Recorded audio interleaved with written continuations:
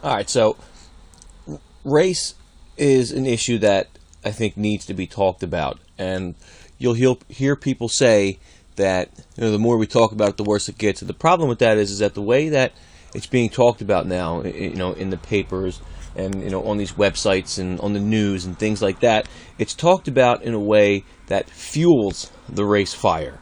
It doesn't do anything to put it out.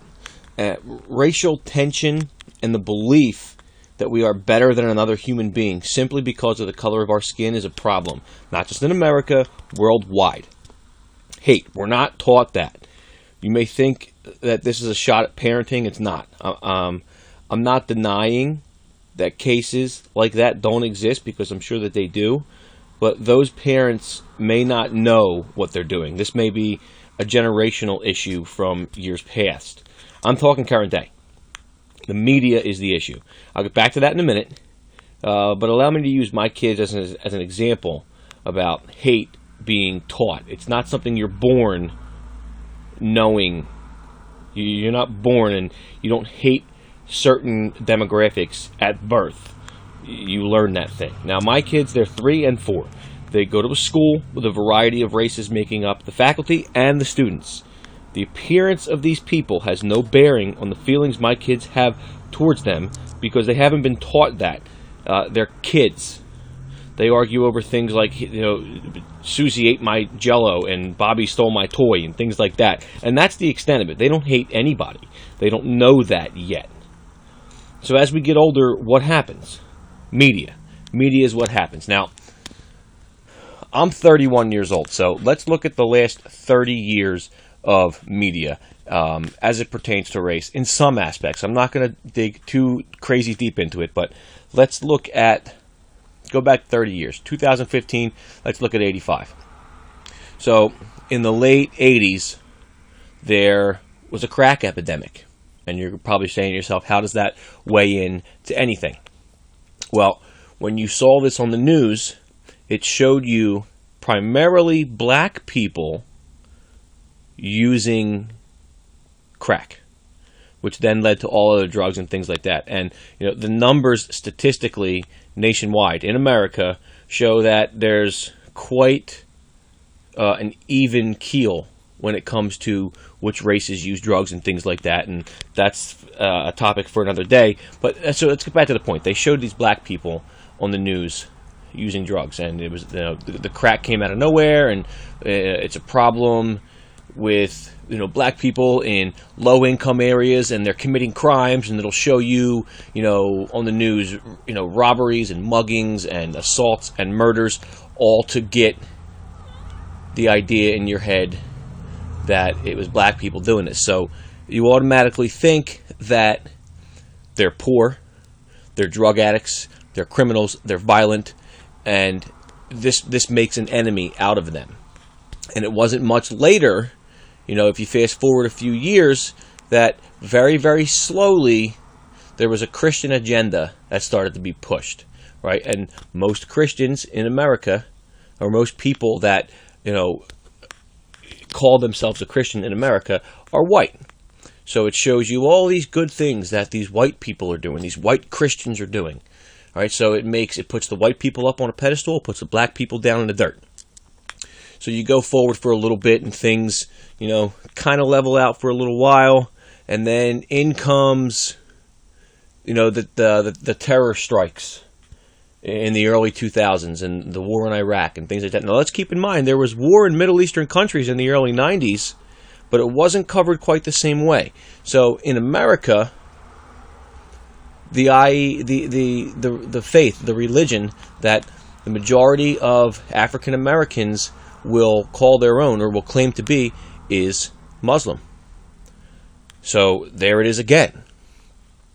It goes forward, time goes on, things pass, and now all of a sudden you have in the media white cops shooting black citizens, African American citizens. So here it goes again. Now black people and white people are pitted against each other. Things like this go on all the time in the media, and the problem with what they show you in the media is that it only shows you part of the story. It only gives you some of the details. And this is a problem, because you can't base your opinions on one thing based on a little bit of the story. And you cannot judge an entire demographic based on just a little bit of information. Pareto's law, it runs parallel with Zipf's law, and if you don't know what that is, it's really interesting. Look into it. But there's an 80-20 rule that can be applied practically to anything. Now, Pareto's principle applies it to crime and societal statistics, and it says that 80% of the negativity towards any race is caused, it's the result of 20% of the population. So can you really judge an entire group of people based on 20% of their numbers, their population? The answer to that question is no. Now, here's the thing with people. You're going to meet some people throughout your life that are just not nice people. So forget that color. Forget race even exists. If you're walking down the street, or you're in the mall, or the grocery store, or any old place, and you come across a person who is just not a nice person, they're rude to you, they're mean to you, they say hurtful things, or they harm you physically, mentally, emotionally, any way at all, they cause you harm. Keeping in mind with this question that race does not exist, do you then cut off all people? No. You stay away from that person and people that are like them, and you go on with it. So, with any demographic, and it's pretty uniform, this Pareto's law, Pareto's principle, I believe it's called, that with any demographic, it's going to be 80-20. 20% of the people cause 80% of the problems. So it's not always 80-20 exactly, but it's right there, and it's pretty uniform whether you break it down by race or gender or age, or you do it for the entire country or the entire world population. It's going to fall somewhere right around 80-20. This has been demonstrated several ways. I'm not going to get into that. If you're interested, please look it up. It'll be tagged in the description of this video. So now let's talk about racial superiority and people who think that because they're a certain color they're better than. And this is wrong. This is absolutely wrong. And you can break it down into culture as well. We'll get there in a minute. But being white, or being African American, or being Asian, or being Hispanic, or any other demographic does not make you a better human being based on that alone. It doesn't happen that way. Now, there are things that certain races excel at. I'm not denying that. And that doesn't make them, as a race, better than the next race. You know, that's a matter of genetics. It's not a matter of superiority. There are just certain things that certain people are better than inherently, and that's okay. It doesn't make their race better. It makes them different, and difference is necessary. And I don't mean different in a bad way. I just mean that how boring of a world would we live in if everybody thought the exact same way, if everybody acted the exact same way, everybody had the same ideas and enjoyed the same things. There would be no diversity, and diversity is something that I believe we need to embrace. And the issue with that, when I say diversity, it brings to mind preservation, race preservation.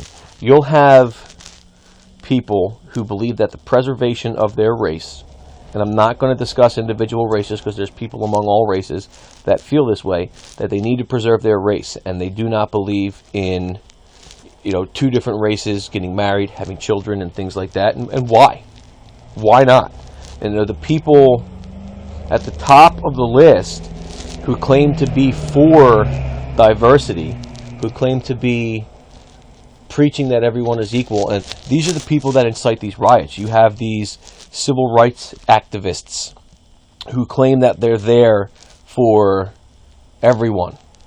And whenever there's a tragedy or a horrible accident or something goes wrong, they're right there as long as only one race is represented. Why not when it's more than one? Why are you only concerned when it's your race that has a problem? You preach diversity and that, all lives matter. And I'm not saying that because of the hashtag. I'm saying that because it's the phrase that came to my mind. I hate that hashtag. But I don't think that it's a problem. I think that diversity is a good thing. And, racial pride comes into it too. Not just the feelings of racial superiority. And when I said racial superiority, I said, cultural things come up too. And let's talk about this for a second. We'll look down on certain cultures because they live a certain way or they act a certain way. Let's just say that a tribe is discovered that's living in a jungle somewhere. And they're living in mud huts. And, they obviously don't wear clothes. They don't have shoes. They might not be, by our standards, the cleanest people in the world, and the list goes on and on with the I don't want to say disadvantages because they're obviously doing okay, but we would see these people and say, wow, look at them, they're thriving. Look how simple they live, and we hold them up as this good thing. We hold them as a model of human success.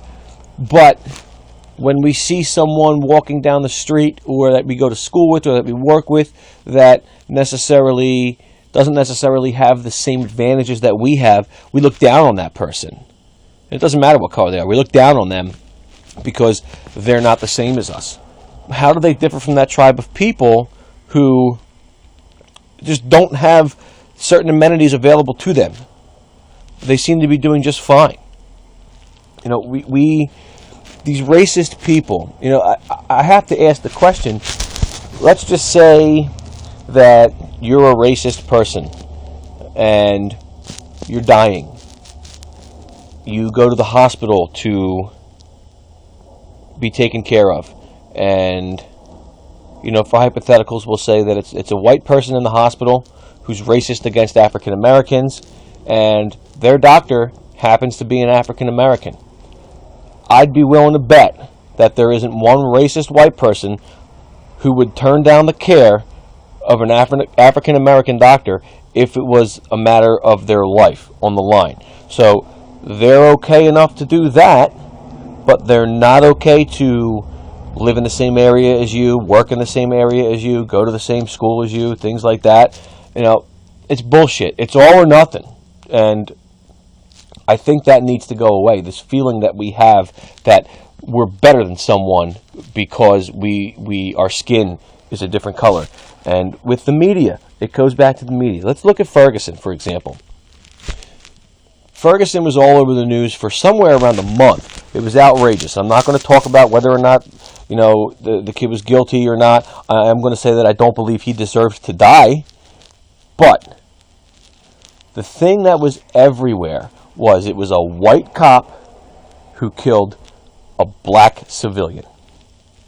It wasn't a matter of this person killed another person. There was no regard for the life of Michael Brown. It wasn't about the fact that his life was taken. The whole thing was about he was a black man killed by a white cop. There was nothing about how tragic this is that such a young person was killed. He was taken from, his life was taken from him early. So what it turned into was all over the news you start to see that black people are arrested in Ferguson at double the rate of white people. And the police force is mostly white. And they're arresting black people at an alarming rate. They tell you these things. What they don't tell you is the population, the demographic population of the city. The demographic population of Ferguson, when it comes to white and black, 29.3% of the citizens of Ferguson are white, and 67.4% of the citizens of Ferguson are black. So you talk about black people being arrested at almost double the rate as white people, yet the black population more than doubles the white population. They don't tell you that. You'll see on the news how, and whenever you see a crime committed, they talk about the race of the person. It's not a matter of who the victim was or how it's terrible for society that things like this are happening all over the place. It's a matter of this person was black, this person was white. And there's a lot of these activists, and Jesse Jackson, Al Sharpton, Louis Farrakhan, these people are not activists. These people do not care about you. They care about themselves, and they care about destruction. They'll talk about black people in the country being arrested more than white people. Well, it takes about 20 seconds to log on to the FBI's website and see that white people versus black people, and I keep using white people because the three people I just mentioned, Jackson, Sharpton, and Farrakhan, will tell you that white people have an advantage. Now, in 2014, it was the last year that has become fully available for arrest records. In 2014, 6,214,197 white people were arrested for crimes of dozens of degrees, everything from murder to theft to robbery to shoplifting. It includes everything. 6,214,197. So we'll call it 6.2 million. Black people were arrested 2,549,655 times. So we'll call that 2.5. So you got 6.2 versus 2.5. Now, I'm not going to turn this into the fact that white people are being oppressed, because they're not, but they do make up a larger percentage of the population of America, and that is why you see that. So you'll see that these people are telling you black people are being arrested, white people are being arrested. They don't tell you that they don't tell you the demographic distribution of these cities, and you'll never hear them talk about nationwide, because when you talk about nationwide, you have the numbers that I just told you. They break it down by city: Detroit, New Orleans, New York, or certain suburbs of New York, Ferguson. They'll tell you that black people are being arrested here more frequently. Well, look at the population of the places that are being talked about. This is where it comes from. You need to love everybody. That's what it comes down to ultimately. Everyone was born the same way. We all have a brain in our heads. We all operate the same way as human beings. We have different ideas, sure. And like I said, that's okay. We need that. We need that diversity. We need that difference in thought process, because that's how things happen. I myself am possessed of a certain train of thought that can get me from here to wherever. But I may come to a point when I cannot get past that wherever, but someone else can, who has a different thought process, people on the outside looking in. We need to encourage and to embrace the differences in our society, because without them, how boring would it be? How mundane would it be? You're not a better person because of the color of your skin. It doesn't make you. You know what makes you better than someone else as a human being? Nothing. Because we're all here for the same thing. And these people that hate, these people that persecute and judge, and these race wars and these hate crimes, and these people are in for a really, really rude awakening, a huge surprise. When we die and we go on to the next place, a higher realm, we're not going to be able to tell who's who. And I don't mean that in that it's going to be confusing, but if you hate someone of another race simply based on their race, you're not going to know what color their skin is when we're in that higher realm, when we're in that next place, when we're in the afterlife. Because on the inside, we're all the same. We all have the same spirit. We all have the same light. It's just a matter of how bright we allow that light to shine while we're here. And if you don't allow that light to shine, if you hate other people, and if you condemn other people for things that are beyond their control, when you come back, and I believe we're coming back, I believe we've been here before and we'll be here again, when you come back, you're going to have to face the things that you look down on them for. It's called karma. And karma is present with reincarnation, I believe. But we're not going to know These people that we hated while we were here, we're not going to be able to pick them out when we're there. We're not going to know the difference. We're all connected. We're all together in this. We have an energy that lives within us that is connected to one great source. And when our human life expires, we will be drawn back. Our energy, our spirit will be drawn back to that same source, and we're all going to be together. So we can separate ourselves now. It's not going to matter because we're all going back to the same place anyway. It makes no difference. You heard me talk about energy, right? And you heard me talk about karma. We're all part of the same machine, right? This isn't it for us. We're all part of the same machine. We all play a vital role in that machine. And when it comes to karma, you create your own. If someone treats you poorly, if someone treats you cruel, that's their karma. The way you respond to it is yours. And the more positive energy that you feed into that machine, the more positive energy it's going to give back to you. So we need to treat people with kindness. People will say that your kindness will be mistaken for weakness and it'll be, taken advantage of and taken for granted. So what? If you're kind to someone, they can take that any way they want. You were still kind. At the end of the day, your kind act was still a kind act no matter how it was received. So keep that in mind. And that doesn't mean that you can be kind to some people and not kind to other. Be kind to everybody. We're all here to have a human experience and to take that experience with us when we pass on to the next realm. To learn from the things that we did while we were here. So when we come back, we have a little bit more experience, perhaps a little bit more of an advantage or disadvantage if you live your life being a dick. Keep that in mind too. The color of your skin does not make you better than any other person. And it does not make you less than any other person. Character is what makes you a good person. And if you have a strong character and you're a good person, that also doesn't mean that you're better than another person. It means you might be a little more spiritually evolved, and that's okay to say that. So we need to keep these things in mind. And racial pride, I mentioned that, and I'm going to jump back to it now. And I'm all over the place, so forgive me for that. But racial pride is okay. There's nothing wrong with being proud of the accomplishments of your tribe, we'll call it. All right? And when I say tribe, that's what we are. We're a tribe of people.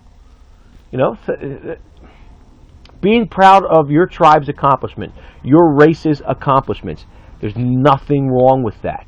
But when you take those accomplishments and you hold them over the heads of another race and say that your accomplishments are better than theirs, they become void. Those accomplishments become nothing. They become entangled in ego, and they become entangled in a narcissistic type of energy, and that's negative energy.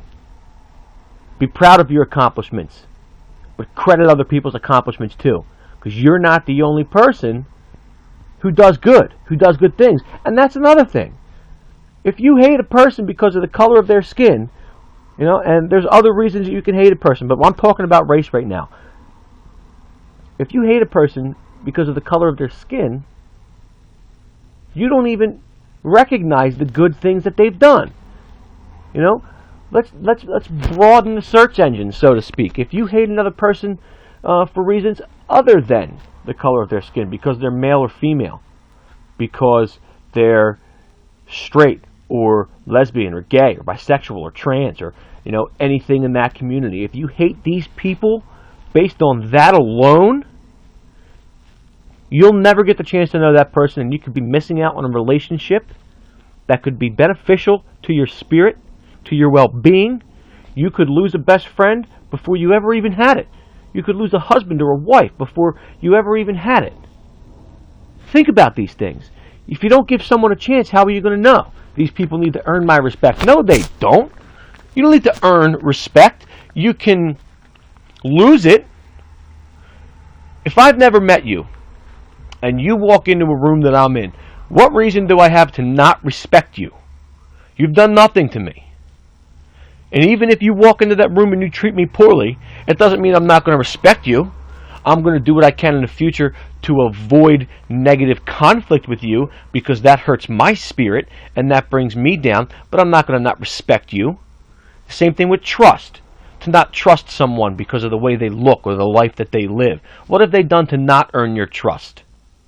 Think about these things. We're all here for the same reason, people. We're all going to the same place when we die, and we're all going to come back here when we come to our next life.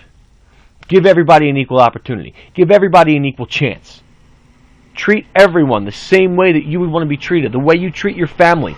The way you treat your wife, your husband, your kids. The way you treat them is the way you should treat everybody else. And if you treat those people poorly, then the problem goes far beyond what I'm talking about right now. Be aware of these things. Treat everyone with kindness. Treat everyone fairly. You'll benefit from it.